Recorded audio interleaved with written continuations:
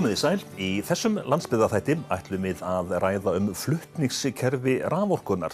Öllum þykir okkur sjálfsagt að hafa góðan aðgang að rafmagni en forsendan, eða að minnsta kosti ein forsendan, að flutningskerfið sé nógu öflugt.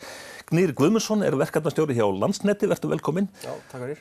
Við þekkjum öll byggðalínuna en flutningskerfið, þetta er mikið og stórt apparat.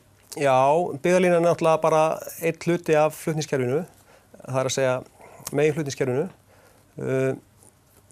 Flutningskerfi skiptist í raun og veru meginflutningskerfið og svo svæðisbundin flutningskerfi og svo eru hlutar að því líka sem eru snúa að tengingum stórnotenda og meginflutningskerfi það þetta kerfi sem í raun og veru fer hringinn í kringum landið og fæðir stærstu staðina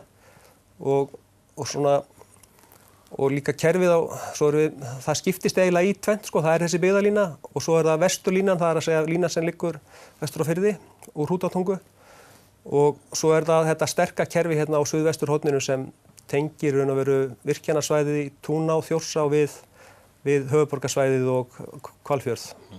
Byggðalínan, hún nú komin nokkuð til ára sinna, orðin nokkura áratuga gömul, eða ekki? Já, byggðalínan var byggð á árunum 1972 til 1984, þannig að hún komin á 50-aldurinn og svona farin að láta aðeins á sjá og elsti hluti hennar einmitt hingað til Akureyrar frá Varmahlíð, lína sem heitir Rangavallalína 1, oft kölluð Rauði hundurinn og sú lína var byggð 1972. En á þessum árum sem að liðin eru frá því að byggðalínan var þá tekin í notkun, það hefur væntanlega orðið mikið framþróun í slíkum kerfum?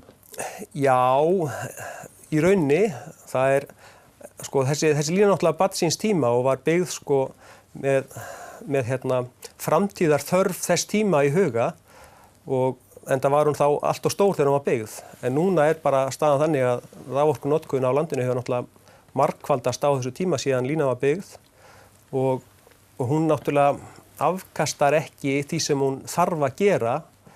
Hún meiri segja, hún í raun og veru sprungin, við erum að keyra kerfið núna með svokölluðum snjallsnetlausnum, það að segja við erum með, það eru svona snjallnet þá erum við að vakta kerfið í rauntíma með mjög háþróuðum mælibúnaði og sem fylgist með stöðu kerfisins bara stöðugt og svo ef það verða atvik í kerfinu þá eru fyrirfram ákveðnar aðgerðir sem tölvustýrðar sem bregðast við og með þessum lausnum höfum við náð í raun og veru að keyra að fullnýta þessa línur fram yfir það sem það voru hannaðar fyrir og það eina ástæðan fyrir því að við getum í raun og veru keyrt kerfið í dag. En byggðalína, hún yfirleitt full lestuð, það tala það ekki að línurnar séu full lestaðar. Kerfið ekið alveg full lestað bara allavega yfir kaldasta tíma ársins. Þetta náttúrulega ástíðabundnar sveiflur í raforkunotkun og það minni notkun á sumrin heldur en veðurnar. En það náttúrulega þannig með svona flutningskerfi sem eru hringtengd að þú lestar ekki línurnar nema, þú lestar þar aldrei 100% af hitaflutningsmörkunum. Heldur verður alltaf að vera pláss fyrir, ef það verður bilun í annarri línunni, það eru eins og til dæmis í Eyjafjörð þá liggja tvær línur, 230 kV línur og ef önnur bilar eða fer út vegna viðhalds þá þarf að geta flutningurinn að geta færst yfir á hina línuna bara samtímis. Þannig að það svona eðlilegt að lesta línur upp að 50%, svona hámarki 50% af hitaflutningsmörkum í eðlilegum rekstri.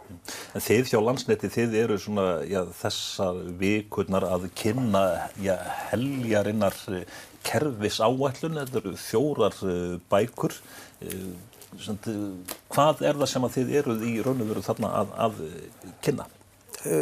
Kerfisáætlunin þetta í raun og veru plagg sem bara að segja frá þeim áætlunum uppbyggingu sem við erum að leggja til, annars vegar næstu 10 árin, það að segja hvernig við ætlum að uppfæra meginflutningskerfið, þar með talið byggðalínuna á næstu 10 árum og eins þær framkvæmdir eða svona ítarlega lýsingar á þeim framkvæmdum sem sem eru þegar skilgreindar og við erum að ráðast í á næstu 3 árum. Og þessi kerfisáætlun þarf að koma út árlega samkvæmt raforkulögum og þetta fellur einnig undir lög umhverfismat áætlana sem þýðir að við umhverfismetum þessa áætlun og þar af leiðandi erum við með fylgir umhverfisskýrsla. En þessi áætlun ykkar sem að ég þá til næstu 10 ára, þetta eru heljarna framkvæmdir sem að standa fyrir dyrum eða eru ráðgerðar, gangi allt eftir? Já, eins og þessi áætlun, þá erum við að tala um fjárfestingar upp á 50 til 69 milljarða. Það er ekki alveg, við erum náttúrulega ekki með framkvæmda áætlunum að næstu 3 ár en langtíma áætlunin hljóðar upp á þetta og hvort það verður, það fer aðeins eftir því hvernig þróunin verður í notkun á rafmagni. Við þurfum náttúrulega að halda í við notkunina og ef það verður hérna tímabil með litlum hagvexti og lítilli raun og veru notkunaraukningu næstu árin, þá munum við hægja á fjárfestingum af því að þá bara hreinlega minnkar svigrúm okkar til fjárfestinga án þess að það hafi of mikil áhrif á gjaldskrána. En þetta ferli sem að er í gangi núna, kynningaferli, þetta er heljarnar kynning, getur við sagt? Já, við erum að reyna að auka á samráð varðandi þetta. Það hefur, eins og kannski fólk veit, þá hefur gengið illa fyrir okkur að fá að framkvæma og það hafa orðið stefnubreytingar í fyrirtækinu og andinn er annar og við erum að fókusa á meiri sátt og meira samráð það sem við erum að gera og kerfisáætlunin náttúrulega fellur undir það, þannig að við erum bara að leggja í mjög víða mikið samráð og samtal kerfisáætlunina, þessi plön okkar og þessi herferð, þessi kynningarherferð sem við erum í núna í öllum landsfjórðungum er bara hluti af því. Áður við höldum lengra þá skulum við einmitt í að horfa á kynningarmyndband þessa kynningu Landsnets. Og þarna sáum við myndband frá Landsneti þar sem að þetta var útlistað. Þetta samráð, hóparnir sem að ég senda inn athugasemdir, þeir eru væntanlega mismunandi, það eru einstaklingar, fyrirtæki, sveitarfélög, umhverfissamtök og svo framvegis. Já, það eru mismunandi og landeigendur líka, þeir senda gjarnan inn athugasemdir við þetta og við náttúrulega fögnum því að fá sem flestar athugasemdir af því að þetta náttúrulega, þetta plagg, markmiðið hjá okkur er að byggja upp kerfi til hagsbóta fyrir alla þjóðina og það er alveg ljóst að við getum ekki bara komið með einhverja lausn og skellt henni á borð og sagt svona á þetta að vera. Heldur verðum við að reyna að skapa sem mesta sátt þetta og partur af því er að fá umsagnir frá hinum ólíku aðilum hvernig þau vilja sjá að kerfi verði gert. Af því að það náttúrulega þjónar engum hagsmunum að ætla að fara að byggja kerfi sem er ekki í takti við væntingar og langanir fólksins í landinu og hagaðila líka. En þegar þið eruð að spá í framtíðina og hvar á að þið byggja upp og styrkja kerfið, er það stórnotendur svo kallaði sem að ráða þá mikið til ferðinni, hvað verður gert? Nei, í rauninni ekki.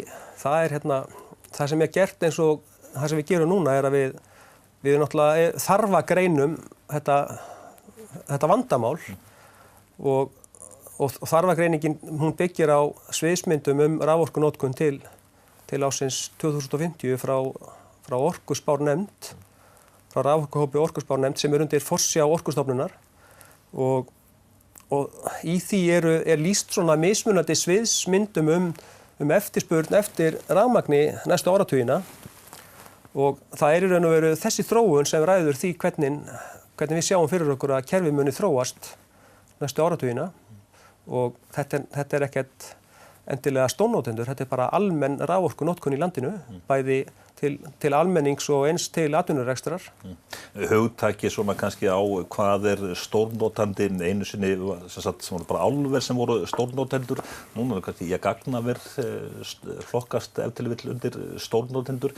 Bara það að það sé fyrirhugað að setja niður gagnaver á Blönduósi, þá bara breytist myndin allt í einu. Já, þetta náttúrulega skilgreiningaratriði og stórnotendur eru bara þeirra aðilar sem tengjast beint inn á flutningskerfið en ekki dreifikerfið og viðmiðið svona notandi sem notar 10 megawatt af afli og eins og þú segir, þetta hefur verið að breytast.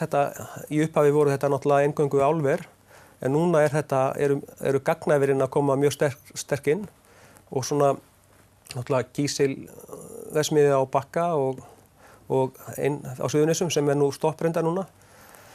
En gagnaverin við finnum fyrir miklum áhuga á að reisa gagnaver og þannig að það eru stórnotendur og já, að sjálfsögðu eftir að því að raun, þú veist, það svigrúm sem við höfum til fjárfestinga, það fer annars vegar eftir afskriftum af núverandi kerfi og eins hvernig þróunin verður í flutningi eftir því sem það koma fleiri stærri notendur þá eykst svigrúmi til fjárfestinga sem við höfum þannig að við getum í raun og veru byggt kerfi hraðar upp sem hjálpa til við að raungera þessa áætlun. En svona bara landsbyggðirnar ef við tökum þær sérstaklega ykkar áætlun í þessu, hvar verður svona byrjað, getum við sagt? Já, við erum annars vegar að kynna okkar áætlanir, svona langtíma áætlanir meginflutningskerfið og þá erum við að kynna í raun og veru 7 megin framkvæmdir, eða svona lykil framkvæmdir í þessu kerfi og 3 af þeim eru hérna á Norðurlandi og Austurlandi, það að segja tenging frá Blöndu Akureyri og Kröflu til Fljótsdals og svo eru aðrar 4 framkvæmdir á suðvesturhorninu sem tengjast í raun og veru allar við höfuðborgina og það annars vegar frá Hvalfirði, frá Hellisheiði og út af Suðurnes og svo tenging á milli Hafnarfjarðar og Geithálss. Samkvæmt okkar áætlun þá munum við byrja hérna fyrir norðan, hérna fyrir austan réttara sagt, það að segja að við byrjum á Kröflulínu 3 sem tenging á milli Fljótsdals stöðvar og Kröflu og það á hefjast bara þegar á þessu ári og í beinu framhaldi munum við svo halda áfram frá Kröflu og hinga til Akureyrar og það áætlun að því verkefni ljúki í lok árs 2021 og svo munum við svona fljótlega eftir það tengja til alla leið til Blöndu frá Akureyri og þetta samhliða þessum framkvæmdum þá munum við vinna í þessum framkvæmdum á suðvesturhorninu allavega og það fyrst fremst í röðinni tenging til Suðurnesja sem á að hefjast á næsta ári og svo hérna Liklafellslína svokölluð milli Hafnarfjarðar og Reykjavíkur og svo eru hinar ekki reyndar komnar á framkvæmdaáætlun ennþá en þær verða næstu 10 árum. Þannig að þetta eru umtalsverðar framkvæmdir og bara miklar framkvæmdir. Já, þetta eru svona stórar framkvæmdir sem eru í pípunum og fyrir utan þessar framkvæmdir eru við alltaf með verkefni í þessum svokölluðu svæðisbundnu flutningskerfum sem keyra samhliða þessu og það eru svona minni verk, þá erum við að leggja 66 kV jarðstrengi svona til þess að auka möskun í kerfunum, það að segja auka afhendingaröryggi með því að búa til hringtengingar og fleira og auka innmötun á þessi kerfi eins og á Suðurlandi og svona ýmislegt í þessum dúr sko. Smá klipp þarna. Atvinnulífið á Eyjafjarðarsvæðinu talar mjög það að það sé mikil skortur og þetta hreinlega bara hamli atvinnulífinu, eflingu atvinnulífsins. Hvað getur þú sagt núna, hvenær verður til nægt rafmagn á Eyjafjarðarsvæðinu þá, samkvæmt þessu? Samkvæmt þessu, okkar áætlun, þá verður það í lok ársins 2021. Þá verður hægt að fæða talsvert meira rafmagn inn á Eyjafjarðarsvæðið.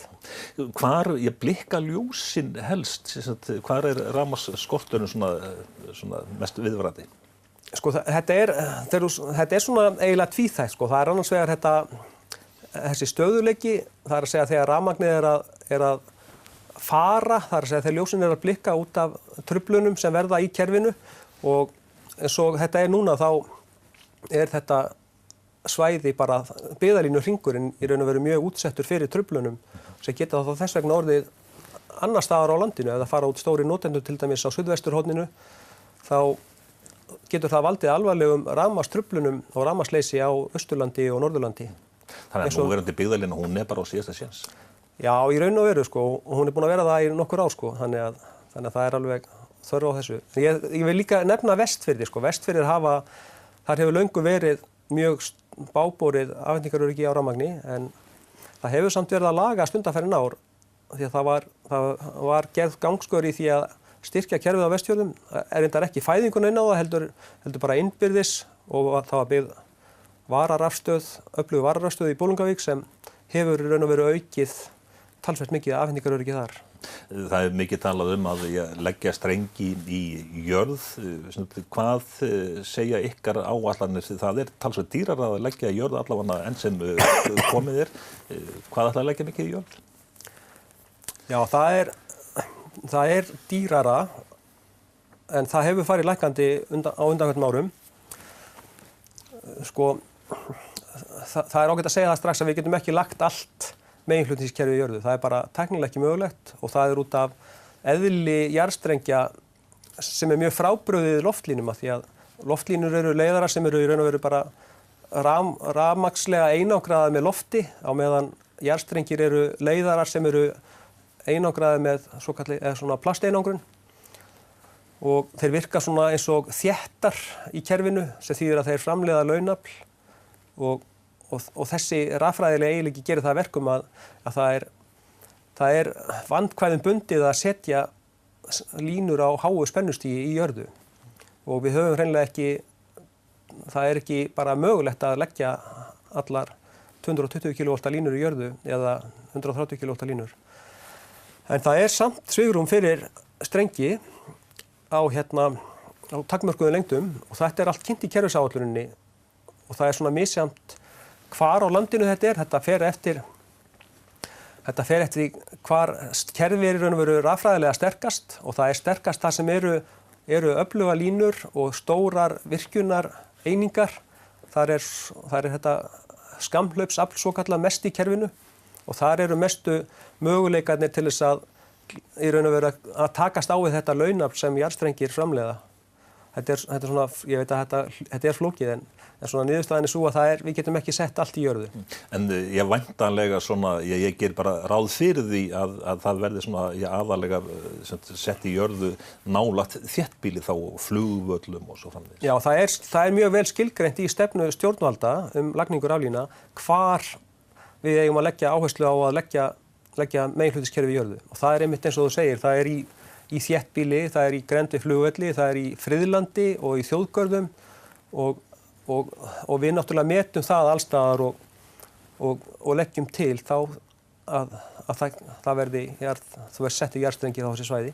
Það sem það á við sko og tæknilega mögulegt. En þegar maður ferðast landið og svona, ég verði fyrir sér möstrin, það skiptir miklu máli hvernig möstrin líta út. Það eru til svona möstur sem eru greinilega ætluð fyrir stóriðju.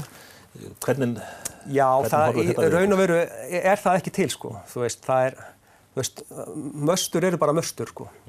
Og ef þú fer til Danmerkur, það ekkert álver í Danmörku en þar eru notuð þessi gittermöstur.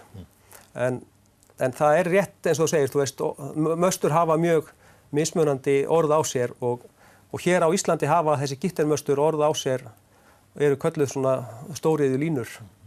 Og það virðist, við höfum núna, það virðist vera að aðrar mastrar gerðir falli betur í kramið hjá fólki og eins og byggðalínar sem við höfum át á landi, það eru 3 staura línur, það eru svokölluð M-möstur, það eru 2 staurar og svo þverslá yfir og það sem 3 vírar hanga í og við höfum verið núna undanförn að byggja möstur sem eru eftirlíkinga þessum möstrum bara úr stálrörum og þau eru aðeins hærri og breiðari en líkjast byggðalínumöstrunum mjög mikið og þau voru meðal annars lögð á Norðausturlandi frá Þeistareykjum og niður á Bakka og upp í Kröflu og þetta virðist falla betur í kramið, en það eru þau aðeins smekklegri sko, heldur en gítarmösturinn.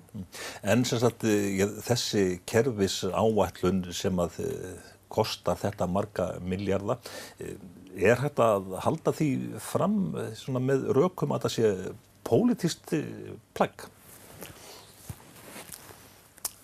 Landsnet jú í eigu ríkisins. Já, ég veit ekki hvort þetta pólitískt endilega, en við náttúrulega, rammin settur af stjórnvöldum. Við erum undir eftirliti Orkustofnunar sem náttúrulega, sem í raun og veru verkfæri stjórnvalda og þar, rammin settur þar, hann settur í raforkulögum og hann settur í stefnu stjórnvalda lagningu raflína og það reglugerð kerfisáætlun sem í raun og veru setur hennar ramma, þannig að við förum bara eftir því, bara nákvæmlega eftir þeim ramma sko. Hvað með svona, ef við höldum áfram að tala umhverfis áhrifin, þau eru neikvæð nokkuð víða? Já, það er erfitt að byggja upp flutningskerfi án þess að það hafi neikvæð áhrif á umhverfisleg áhrif. Það liggur í hlutarins eðli. Þetta hefur áhrif á svona þætti eins og landslag og ásýnd, lífríki, jarðminjar og ferðaþjónustu, svona neikvæð áhrif. En svo náttúrulega talið að þetta hafi mjög jákvæð áhrif á atvinnuuppbyggingu aðra en ferðaþjónustu.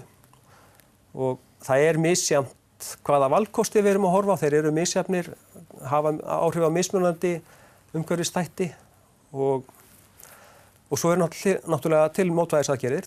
Við getum gert ýmislegt til þess að draga úr neikvæðum áhrifum, umhverfisáhrifum, meðal annars að leggja jarðstrengi á mjög viðkvæm svæði sem þarf þá að meta vel og finna út hvar best að nota þessa takmörku auðlind sem jarðstrengir eru.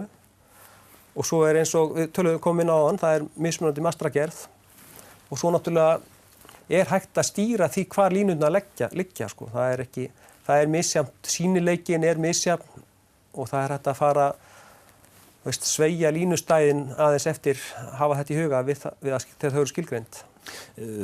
Veistu það eitthvað sem áhugi landans, hann meiri heldur en til dæmis í nágranna löndum hvað þetta allt saman varðar? Ég held að þetta sé bara svipað alls staðar sko. Ég held að það sé svona línulagnir eru alls staðar umdeildar. Það sem að gerast núna í Evrópu til dæmis það að það eru orkuskipti í gangi sem eru aðeins öðruvísi en orkuskiptin hérna því að þau eru að snúast fyrst og fremst framleiðslu og orku. Það að segja að það verið að hætta að nota kol til þess að framleiða orku og fara að skipta yfir í sólarorku og vindorku og það eru svona óstöðugir orkugjafar því að þeir fara bara eftir því hvar sólin skín eða vindurinn blæs hverju sinni og þessi orkuskipti kalla á mjög umfangsmiklar framkvæmdir í flutningskerfinu og það verið að styrkja mjög flutningskerfin í Evrópu út af þessum orkuskiptum og þetta kallar á stóra línulagnir, mjög öfluga línur og þetta mjög umdeilt víða sko. En það virðist samt vera skilningu fyrir því að það verið að gera þetta í þágu orkuskipta til þess að minnka losun gróðurhúsalofttegunda. Þannig að það sjónarmið að það verður ofan á í flestum löndum. Hvað með nýtinguna á vindorku? Já, vindorka allavega umræðan það hérna að vaksa mjög á Íslandi en það sko svona tæknilega séð landið alveg kjörið fyrir vindorku framleiðslu sko vindorka keyrir best saman með einhverjum orkugjöfum þar sem þau getur raun og veru geymt orkuna sem eru uppistöðulón eða vatnsaflsvirkjanir þannig að svona tæknilega séð íslenska kerfið alveg bara fullkomið fyrir aukna vindorku og það sem líka annað í þessu að þetta ekki svona staðbundin orkugjafi heldur getur raun og veru sett upp vindorkuver mjög víða á landinu. Þetta fer ekkert eftir því hvar eru vatnsföll eða háhitasvæði eða heldur bara væri hægt að setja upp mismunandi stóra vindorkuver bara mjög víða á landinu. Og þetta svona að sumir telja mjög afturkræfar aðgerðir í raun og veru. Þú getur sett upp vindmjölu á stuttum tíma og þú getur fjarlægt hana á mjög stuttum tíma líka. Þetta plagg sem sagt, kerfis áætlunin, fólk getur sendt inn athugasemdir fyrir ákveðin tíma eða hvað? Já, það passar. Það er þetta ferli sem er í gangi núna, þetta umsagnaferli, við erum náttúrulega í þeim fasa núna að fólk getur kynnt sér efnið og sendt inn athugasemdir og það er til 15. júlí frestur til að skila inn athugasemdum. Búist þið við að pósthólfið ykkar fyllist? Vonandi. Þessi skýrsla er afurð af samráðsferli síðustu ára og með því að fá sem flest sjónarmið inn í þetta þá munum við halda áfram að bæta þetta plagg og aðeins þannig munum við ná þannig sátt þetta að við getum bara gert það sem okkur er ætlað að gera samkvæmt lögum. Það er að segja að halda kerfinu gangandi og styrkja það eftir þörfum og byggja það upp eins og til af okkur er ætlast. Og allir fái rafmagn.